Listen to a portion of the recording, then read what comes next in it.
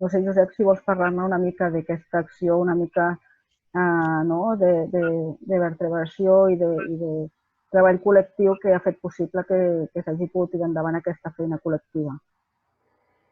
Sí, jo penso com en altres projectes que des de l'Institut Ramon Muntaner, la coordinadora de centres d'estudis, amb els contactes que hem anat lligant en aquests anys d'existència, no només de persones vinculades als centres d'estudis, sinó de persones vinculades a universitats, als centres culturals, etc.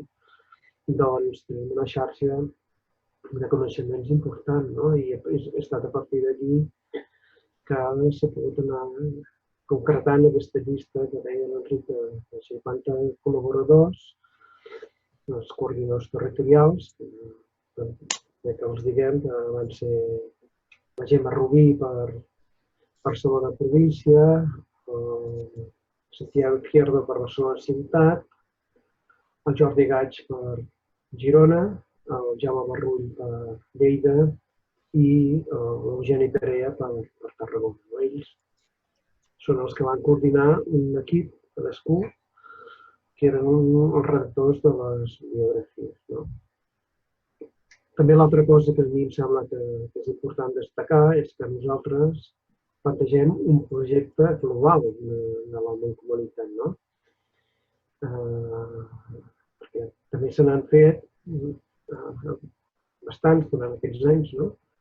Diguéssim, entre cometes, provincials. A mi em sembla molt bé, potser la crítica que faria és que hauria valgut la pena que s'haguessin coordinat les 4 diputacions per dir, engeguem aquest projecte, nosaltres el fem en aquest nostre àmbit, però fem el mateix projecte, no? Però, bueno, l'important és que han sortit coses i que això ja quedarà. Nosaltres, evidentment, contemplem tot l'àmbit territorial de la mancomunitat i això penso que és el valor important que podem afegir.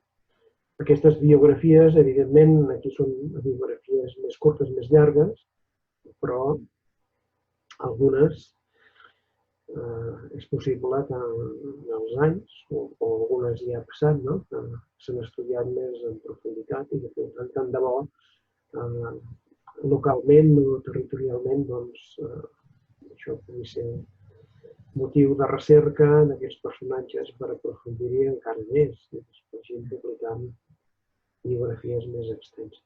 Per això també l'interès de la pàgina web, que com dèiem ara està en revisió, però que a finals de mes es podrà tornar a consultar, que allà les veus es podran anar actualitzant a partir d'aquestes recerques que comenta Josep i que esperem que amb el temps es vagin fent nous treballs que puguin aportar més dades sobre els diputats.